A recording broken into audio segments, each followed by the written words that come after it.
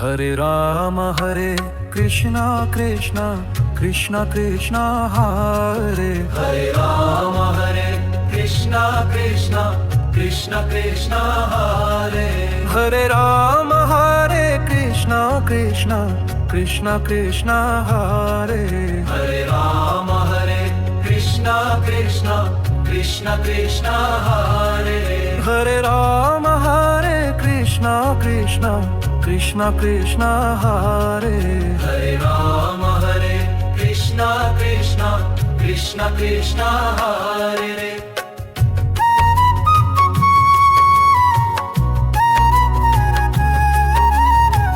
ତାଇ ଗୁରୁ ହରି। ଆଜି ବାବାଙ୍କ ବାଣୀରେ ଆମେ ହରିନାମ କଲା ବେଳେ ଅସତ୍ ଚିନ୍ତା କାହିଁକି ମନକୁ ଆସୁଛି ତାର ପ୍ରସଙ୍ଗ ଆପଣମାନଙ୍କ ଆଜି ଏ ଅଧମ ପ୍ରକାଶ କରିବ। ତେଣୁ ପ୍ରଥମେ ଟିକେ ନାମ କରିବା, ନାମ କରି ତାପରେ ବାୟାବାଣୀ ତାଇ ଭଜନ ତାଇ ଗୁରୁ ରାଧେ ଶ୍ୟାମ ହରେ କୃଷ୍ଣ ହରେ ରାମ তাই গৌর রাধে শ্যাম হরে কৃষ্ণ হরে রাম নিতাই গৌর রাধে শ্যাম হরে কৃষ্ণ হরে রাম তাই গৌর রাধে শ্যাম হরে কৃষ্ণ হরে রাম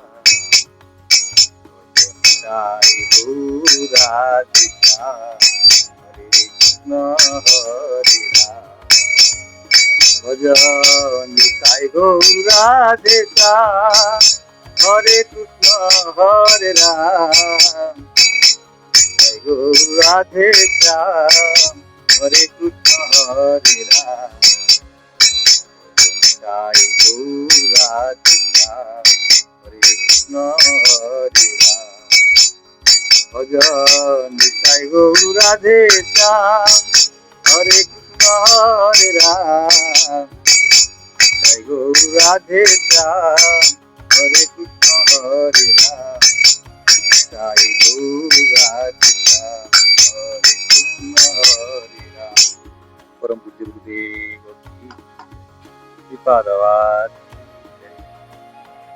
গুরু পাদ পদ্মে যার রহে নিষ্ঠা ভক্তি জগতে তারিত সেই হরে মহাস।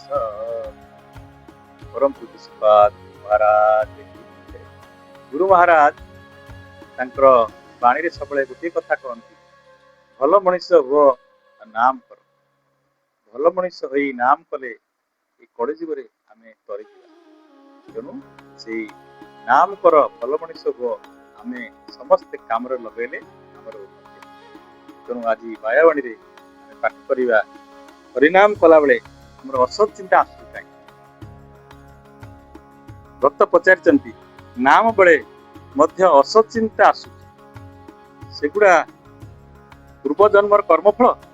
ବାବା ଉତ୍ତର ଦେଇଛନ୍ତି, ଏ ଜନ୍ମରେ ତ ବହୁତ ଅଛି, ଇନ୍ଦ୍ରିୟ ଗୁଡା ସବୁବେଳେ ଭୋଗ ପାଇଁ ଦୌଡୁଛନ୍ତି।